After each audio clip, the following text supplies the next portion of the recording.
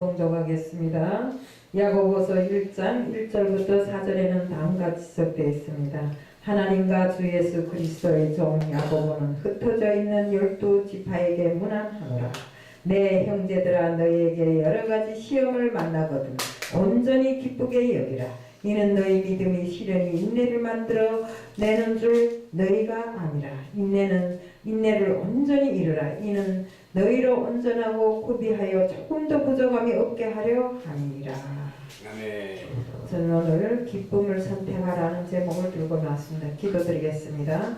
사랑의 하나님 아버지, 오늘도 역시 기쁨을 선택하라는 제목을 들고 다녔었습니다. 제가 말씀을 전할 때 진심으로 정말 우리들이 삶에 아무리 어려운 일이 있더라도 기쁨으로 맞고 기쁨으로 즐거워하며 주님이 일을 할 수 있는 저희들이 다 될 수 있게끔 하게 해주옵소서. 정말 오늘 이 시간 제가 전하는 말씀을 통해서 정말 지난날의 모든 삶이 찌꺼기를 버리고 정말 온전한 삶으로 기쁘게 살아나가는 저희들이 다 될 수 있도록 하게 해주실 줄 믿사오며 예수 그리스도를 받들어 감사하며 기도드리옵나이다. 우리가 기쁨을 선택하라는 이 제목에는 정말 우리가 다가오는 정말 지금 겪고 있는 앞으로 다가올 것도 그리고 지금 겪고 있는 것도 그리고 환난이 많습니다. 믿는 사람들에게는 더욱이 환난이 많습니다. 그런데 이 환난을 우리가 기쁘게 생각하고 정말 기쁨으로 선택함으로 해서 온전한 인내를 이루어내야 되는 것입니다. 빅터 프랭크 박사는 2차 대전 때에 아우슈비츠 교도 형무소에 갇혀서 지내면서 모든 것을 상실하게 됐습니다. 돈도 명예도 권세도 가족도 심지어는 결혼 반지까지도 다 빼앗겼습니다. 삶의 의지가 될 만한 이런 모든 것을 상실한 상태였지만 그에게 남은 것은 하나님에 대한 믿음과 소망, 삶의 희망만은 아무리 악한 자들이라 할지라도 형무소에서 그가 가지고 있는 그것만은 빼들지 못했습니다. 정말 나중에는 그가 연구했던 원고지까지도 다 불태워버린 이런 환경에서도 그는 오로지 하나님을 믿는 그 믿음 하나, 또 하나님을 믿으면서 그것으로 인해서 기쁨을 맛보는 그 소망으로 살아나가게 된 것입니다.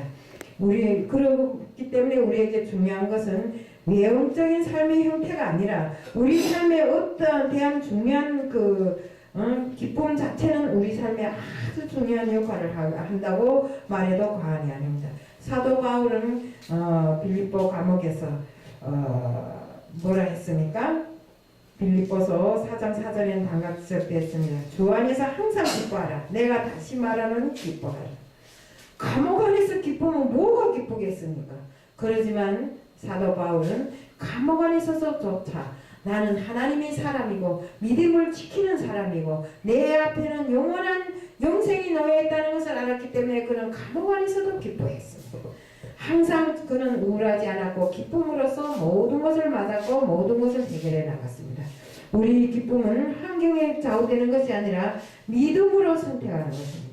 기쁨은 믿음으로 선택할 때 우리에게서 부정적인 모든 것이 긍정으로 되고 복된 환경으로 변하는 것입니다. 환난 속에서 기쁨을 선택할 수 있는 길은 오직 믿음의 눈이 열려 있을 때 가능한 것입니다. 환난이 올 때 이것을 이해하면 어떤 환난도 기쁨으로 선택할 수 있습니다. 환난 속에서 기쁨을 선택하면 믿음의 인내를 이루게 됩니다. 인내는 하나님이 축복의 그릇인 것입니다. 하나님은 우리가 인내하는 것만큼 축복해 줍니다. 인내는 헬라어로 도키미온이라고 이렇게 시험하여 인정된 것입니다. 즉 시험을 통해서 인내를 이루게 되고 어떤 환경에서도 죄를 짓지 않고 견딜 수 있는 하나님의 능력을 받게 되는 것이 바로 우리 인내인 것입니다. 인내를 이루지 못하면 죄를 짓게 됩니다. 인내는 성령의 열매입니다. 인내라는 것이 이렇게 중요하다는 것을 말씀을 통해서 배우면서도 저 역시도 인내하지 못함으로 해서 순간의 혈기와 객기로 인해서 많은 죄를 오늘도 지었습니다. 그러니까 정말 이 인내가 얼마나 일생에 또 믿는 사람한테서 얼마나 중요한가 하는 것을 다시 한번 느끼게 되었습니다. 로마서 5장 4절부터 5절에는 다음같이 적되어 있습니다. 인내는 연단은 소망을 이루는 줄 알미로다. 소망이 부끄럽게 아니함은 우리에게 주신 성령으로 말미암아 하나님의 사랑이 우리 마음에 부은 바 됨이니.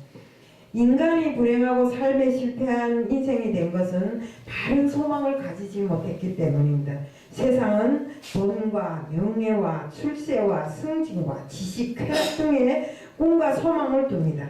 우리 다 그렇지 않습니까? 세상에 살 때는 돈이 많아야 되고 출세도 해야 되고 정말 명예도 있어야 되고 승진도 해야 되고 지식도 남보다 더 많이 가져야 되고 남보다 더 좋은 집을 쓰고 살아야 되고 남보다 더 잘 돼야 되고 내 자식이 남보다 더 좋은 학교를 가야 되고 내 남편이 남보다 더 좋은 차를 타고 다녀야 되고 내 집 문이 남의 집 문보다 더 넓어야 되고 높아야 되고 또 내 통장에 돈이 동그라미를 할 수 없을 정도로 많이 있어야 되고 이것이 사람이 세상에 둔 소망입니다.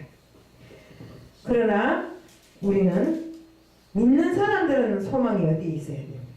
바로 하나님께로 있어야 하는 것입니다. 하나님께서는 믿는 자에게 환난을 주시는 이유는 우리 참 소망이 하나님이 아닌 다른 곳에 두고 있다는 신호입니다. 그래서 환난이 오면 기쁨으로 받아들이고 그 속에 하나님의 뜻을 알고 기뻐하라는 것입니다. 로마서 8장 28절에는 다음같이 적되어 있습니다. 우리가 알거니와 하나님을 사랑하는 자 곧 그 뜻대로 부르심을 입은 자에게는 모든 것이 합력하여 선을 이루느니라. 우리에게 다가온 환난은 기쁨으로 선택할 때 온전한 구원을 이루게 되는 것입니다. 환난을 통해 인내를 이루고 참 소망이신 주님을 만나게 되면 우리 안에 있는 불순물이 떠나고 주님의 온전한 그릇이 되니 온전한 자는 사단이 공격하지 못하는 참 승리자, 죄를 이기고 시험을 이기는 자가 되게 되는 것입니다. 모세, 우리 여기에서 보면 우리 성경에 보면 모세는 애굽의 왕자로 자랍니다. 그렇기 때문에 그는 어떤 것도 부러운 것이 없이 자랐고 어떤 것도 자기가 하고 싶은 대로 다 하고 자랐습니다. 하지만 애굽의 왕자로서 그가 정말 교만하고 또 인내하지 못했기 때문에 그 마음에 불순물이 많아서 애굽 사람을 이스라엘 사람을 생각한다는 이런 교만한 마음으로 애굽 사람을 죽임으로써 그가 왕궁에서 떠나야 했고 떠나서 어쩝니까? 정말 이 광야 생활을 40년이나 하게 됩니다. 그 광야 생활 40년 동안에 그래도 하나님은 그에게 온전한 믿음을 주었고 그에게 온전한 소망을 줌으로써 그래서 정말 하나님이 참 그가 사랑으로 알게 되었고 그럼으로써 온전한 구원을 얻게 됨으로 해서 그가 그래도 광야 생활이 그 어려운 환경을 기쁨으로 이겨나갔기 때문에 그가 정말 하나님이 바라는 하나님이 주시는 참 소망을 이루게 된 것입니다. 정말 그래서 모세는 하나님께서 진짜로 들어서시는 이런 그릇이 되었습니다. 민수기 12장 3절에는 다음같이 적되어 있습니다. 이 사람 모세는 온유함이 지면의 모든 사람보다 승하더라. 그가 인내하지 못하고 교만해서 사람을 죽였던 그 사람이 어떻게 나중에 하나 성경에 이렇게 온유함이 지면에 넘친다고 이런 말까지 듣게 됐겠습니까? 바로 우리 하나님을 사모하고 하나님의 사랑을 제대로 받아들이고 온전한 구원을 이루고 정말 그에게 소망은 오로지 하나님밖에 없었기 때문에 이렇게 되었던 것입니다. 그래서 오늘도 저는 정말 쓸데없는 일에 가능하지도 않은 일에 객기를 부리면서 이렇게 한 것을 놓고 봤을 때 모세의 첫 인상이 저에게 있었던 건 사실입니다. 저에게 많은 그 쓰레기 같은 이런 많은 잘못들이 저를 지배하고 사단이 저를 움직이기 때문에 이렇게 됐다는 것을 말하지 않을 수 없습니다. 우리는 항상